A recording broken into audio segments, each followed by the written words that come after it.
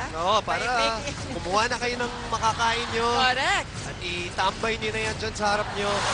Dahil maganda-ganda to.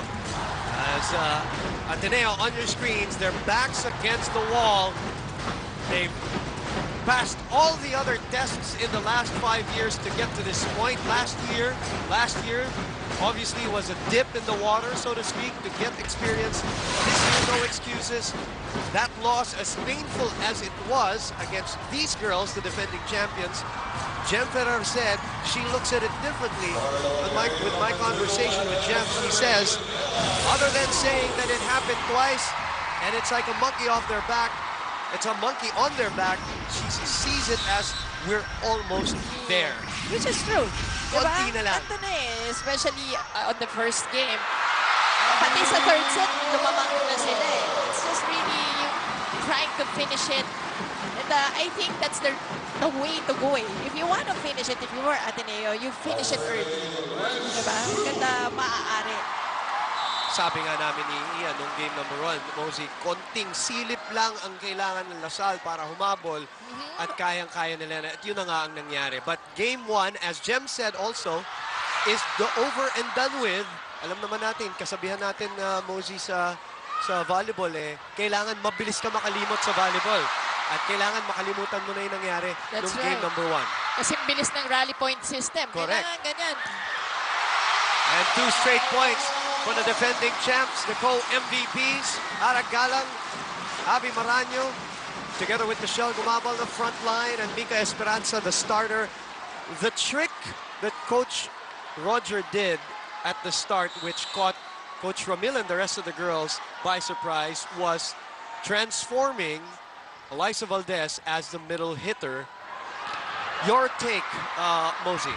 Well, that's also great. In fact, it really worked for them because Eliza is such a good player that she can play middle and be an open hitter as well. Correct. But again, the adjustment was made by Coach Ramil in the end. So dapat may counter adjustment rin yan from Coach Roger. Ganun talaga, it's the finals. You have to be quick. Selena Dagdag returns for this report. Go ahead, Selena. In the huddle that just occurred, it is pretty apparent that the Lady Eagles are tremendously grateful for the continuous flow of support that they are getting from the entire community. Kaya naman halatang halata that they want to put up a good fight for the love of their supporters. Sa huddle kanina, hindi lang si Coach Roger ang nag-encourage sa team niya, kung hindi pati na rin ang veterans tulad nila Jem Ferrer, Gretchen Ho, and Zihir Basho. Most of Coach's last-minute reminders has more to do with the psychological state of the game rather than the physical. Diyan ni Coach, 10% physical lang ang laro. Mag-focus kayo at pumasok kayo sa laban na tama ang mental conditioning niyo. Boomin Mosey? Well, nasabi ko nga, pag dumating ka na sa puntong ito, lahat na ituro na, lahat natutunan mo na, patibayan na lang talaga, mentally. And that's what separates one from the other. That's right. Right now, the score, Mosey, is 4-1. And, you know, knowing Coach Roger, definitely he prepares his team. Multi-awarded coach yan, diba? So, definitely going to the championship, and he has been here so many times. And yung preparation will be there. It's just that how the girls will respond to that preparation and if they're able to execute. 5-1 for Lasalle as we check in with Billy Capistrano. Boom and Mosey, I can't even begin to tell you how excited and pumped up the girls are for today's game. Now, they studied game 1 of the finals, so rest assured, we will not see them commit the same mistakes again. They are coming into this game wiser and more prepared for whatever the Lady Eagles have up their sleeves. Now, according to Coach Ramil, what the girls need to do today is to execute the game plan well. They have to step up in terms of receiving the ball, have organized blocking, at kailangan masundan ng mabuti yung set plays ng Ateneo. The girls do feel some pressure, but it's the kind that makes them want to excel and push them beyond their limits. Thank you very much, Billy. Both teams feeling a different kind of pressure, I bet. Very crucial, Mosey, in my opinion, correct me if I'm wrong, is the start of this game, this first set, and how this first set is going to turn out for Ateneo. Because if this turns ugly early for Ateneo, when I say ugly, of course, I mean they start losing by, let's say, big points. Yung wide margin. Medyo may tama sa psyche, and that's where that monkey on your back comes into play. That's right. So right now, they have to stick close and keep it at an even fight as they are serving 4, serving 5 if they want to extend this to a game number 3. We are at the Mall of Asia Arena. No sports championship celebration yet in this arena, as I said in the pregame. Only the cheer dance competition, Mosey. You're making me cry. Sorry. Yan naman yung mga Hindi. statements mo. Sinasabi ko lang na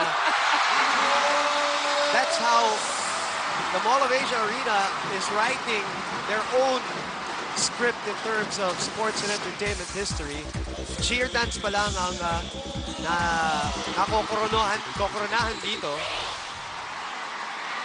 So may second ba today or will we have to wait? Well, going with the theme of game number 1 kanina, FEU extending their own series to a game number 3. Remember, last Saturday, as Galang nets this one, ganun-ganun na nangyari. NU down 2 sets, climb back, and won that one. As Kim Fajardo makes her first appearance here to replace Very early, at 6-5. That's right.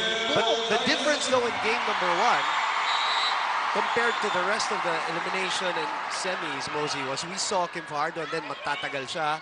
Minsan na sa dulo na babalik si Mika or hindi na nga babalik. In game number 1, pinagpalit-palit talaga ni Coach Ramiro. Naghahanap talaga. Grabe. Hindi, pero yung luxury of having 2 excellent setters, ano may napakahirap gawin yan. And credit Coach Ramil for doing so and the rest of the coaching staff. Aragalan, the co-MVP on her 2nd year. Rookie of the Year last year. Bilis naman. Meron pa bang award na pwedeng kunin? I did mention nung semifinals that Aragalang, of all the 6 categories that we usually measure, isa lang ang hindi siya nandun sa top 10, and that was setting. Imagine that. So well-deserved award for Aragalang too. And of course, Abby Maranyo has been, alam mo, maganda kay Abby this year.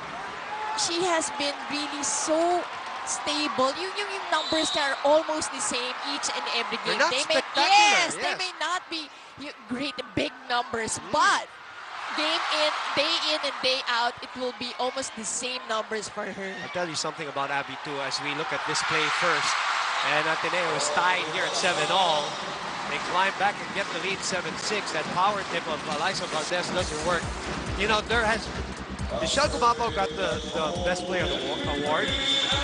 Aragalang, incredible in game number 1. Nika Reyes had her moments. Wench Chu and Sid Domicilio had her moments in the 5th set. But to me, Abby Maranyo in the middle of that 3rd set when they were down 6 points and she was acting like they were up, pumping her chest and rallying the girls. That's what turned it around for the defending champions. Let's come back up. Cha Cruz is with us here at the panel. And look at the applause for Cha Cruz because she's being shown here. Yan yung mga nag-request, di ba? Tons and tons of requests. I'm not exaggerating. Unang-una, Cha, kamusta ka? And thanks for joining us. Kamusta ka? I'm good. Busy pa din sa work and sa masters. What do you think about what happened sa volleyball this year? It was already big when you were in the finals last year with Ateneo, pero ngayon naglalaro tayo sa Araneta, sa Mall of Asia. Sobrang ganda ng improvement and yung kinalabasan ng volleyball media ngayon. Ganda ng exposure nila. So, I'm very happy for them. Cha, what were your thoughts on that game number 1 win ng team mo? Nagulat ka ba or inaasahan mo yun? Hindi ko inaasahan, especially na magkaroon ng 5 sets. Pero, I'm proud and very confident for them na makukuha nila yung game 1. And hopefully, syempre, game 2. So wala kang duda dun sa game very number 1. confident for them. Okay. Cha Cruz joining myself and Mosey Ravena here. Lasalle has kind of recovered here. 10-7 is our score. As Wench Chu gets another point. Wench Chu in the proper area. Look at that. Look at this in the right place. Actually, look at this spike. And after that, let's listen to Coach Roger Goreev on the other side. Ang dami na doon masyadong tayo doon sa depensa natin doon, no? Lahat nandun nakakarga sa iyo yung bola eh. Pag hinayaan mong pumatay ng pumatayan doon sa lugar mo, hindi yan papalik. Hanggat hindi mo hinayaan ako niyan, doon talaga ibibigay ang bola. Huwag niyo sabayan si Mika. Alam niyong malaki. Bakit sinasabayan mo na? Di ibabawan. Saluhin niyo na saluhin yung palo. Intindihan mo? Ika na. Ano pa hinihintay mo? 11-7 is our score. Famous Lasalle alumnus Gary V. In the house. Vice ganda. Wow. A lot of superstars in attendance in different fields, and of course, a superstar in her own right, Shaq Cruz, with us. When you watch this right now in the finals, alam ko, naglaro ka, 5 taon din yun siya. Nakarami-rami ka rin ng finals, maybe MVP and all that, the championships. Pero meron pa bang konting inggit kahit pa paano nakikita mo yung... Kung ako nga naiingit si Chapa. Parang feeling ko I had enough. Okay na ako doon. Pero Buti pa si Cha. kahit ang masasabi ko lang is mas nakakakaba manood than playing. Yes. For me, But you know, Cha, kayo, yung mga players before you, Yes, started this. You yes. were a part of this. Kaya nangyari to because of the fans, because of the players, like yourself. Kaya thank you sa inyo. At talagang naglaro din kayong ng maganda, di ba? You uplifted volleyball to where it is now. Correct. We always say all of this year that has happened is because of the people work. here, the people watching it on TV. And all the other players in the past who have played even before Cha. That's right. Wedge 2 again. The score is 12-8. Lamang po ang defending champions. De Jesus finishes that play. Ella De Jesus, again, that's her forte. I think that's why she's sent to the game. She's part of the starters. Kasi ito yung ginagawa niya. She's really trying to find a way to score the point. Even if sinasabi nga na iba, medyo maliit si Ella against the very tall Lasalle blockers. Yes. But she finds a way to get the points. Cha, tinanong ko to kay Paneng nung game number 1. What is it about Coach Ramil De Jesus? Bakit napaka-effective niya? Not only as a Anong magic? not only as a talent evaluator, but also as a coach, lalo na pag-adjustments na pinag-uusapan. Siyempre, una na yung tiyaga, created for us. Kasi siguro yung iba sa amin hindi naman talaga athletic at first. So, kaya niyang tumingin ng potentials. And kahit din naman, kasi there are years na wala kami mga recruits. So, feeling ko, Timing, King. okay din kay coach, yung he makes use of what he has. So, ginagamit niya talaga, minamaximize niya kung ano yung meron siya. Sige, pakinggan natin si coach. Lagyan nyo ng variation ng kalaban yan eh. Pagka good is kung kukumbinasyon, makuha tayo ng double. Yes, Kuha ko na sa dalawang side, ha? Pag nakita yung kamay, tatapon palabas, without drop. Kaya huwag tayo makapagkita kagad ng kami sa loob, okay? Dito. Ang ganda na sinabi ni Cha, sabi niya, he makes use of what he has. Pero ang counter ko dun, He has a lot. as you see Rico Meyer-Hopper, T.Y. Tang, former Lasalle basketball players, right behind us. Ang daming weapon ng Lasalle this year. Like, you guys can form 2 teams right now with that talent. Ang question ko kay Cha, pag wala ba sa camera si Coach Ramil, mas mabilis pa siya magsalita? Sa labas, para siyang tatay for everyone of us. Sabi nga daw. That's true. Totoo yan. Actually, mas mabagal siya tsaka malambing siya magsalita. Pero pagdating sa court and training, strict talaga. Sabi nga ni Abby, nakwento niya sa akin na ano daw yan, talagang he looks out for everything about the player, not just yung volleyball, ano? Yes. That's why it's a successful program for Coach Ramil, and he has been doing it for the last, 15 years with a more than 50% batting average. Oo Diba? nga. Grabe. 794 is his winning percentage. .794 as we see Mika Reyes now 13 serving 11. Combination play. Works well for ATENEO. For those who just tuned in, Shaq Cruz with us as we look at the Fudgy Bar O Bar sa Saya dito po sa Mall of Asia Arena. Cha, nagkakwentuhan tayo last year bago yung finals. Naalala mo? A year ago. A year ago, exactly a year ago. Around this time, sinabi mo you really wanted to take a break from volleyball, ano? Parang you told me that physically you were, kumbaga, battered. Not in a bad way, pero pagod lang talaga. Ganun ba? Is it the training? Or is it because all of those years, lagi kayo nasa finals? Actually, for us, bonus na lang talaga yung finals eh. Pero syempre nakakapagod yung all year round training. Hindi lang tuwing School pag pa. malapit na yung season, yes, may school pa kami. So marami ring student-athlete talaga. Trisem pa. Trisem pa. Correct. Yes. When you talk about work, what are you doing right now in terms of work? I know you wanted to teach, di ba? Yes. Sabi mo, yeah. I'm currently teaching right now. There you go. For special children. Yeah. Wow, nice. Yes, in international school po. Kaya naman pala hindi naman niya namimiss. Oo, masaya ang naman pala volleyball. yung work niya. Because, you know, very fulfilling. As Chu hits the antenna there, so that means Ateneo goes ahead 14-13, and Sid de Mesilio is getting ready to come back in, or actually, for first time appearance here for Wench Chu. Is there any difference, sorry Mosey, matanong ko lang si Cha, is there any difference from what you see dun sa team ngayon from last year's team? Every year naman kasi different eh. Pero siguro, feeling ko okay din talaga yung bonding nila ngayon.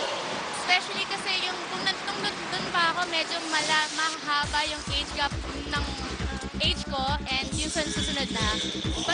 But for now, siguro mas close din sila and mas malilit yung age gap, I think. Tama nga naman kasi on the second year, almost all, Sila most of Mika, them. sila Ara, that's right. Yes. Great block, great wall provided by Demesilio and the co-MVP, Abby Maraño. 15-14. Meron ka bang gustong sabihin sa millions of fans, Cha Cruz, before we let you go into the technical timeout? Yes, before ko batiin yung fans and all the supporters of Lasalle, I just want to greet my mom who's watching right now. Hi, Ma, from Jersey. And hi, Wednesday, Sachi. And Kasaya. And hi also to Papa. See you soon. And for all those fans out there and for all those who support Lasalle, thank you very much. And I'm ready to shout again for them. Oo, alam ko. Eh, yung students mo. Hi, kids. I'm gonna see you tomorrow. Pababayaan. 16-14.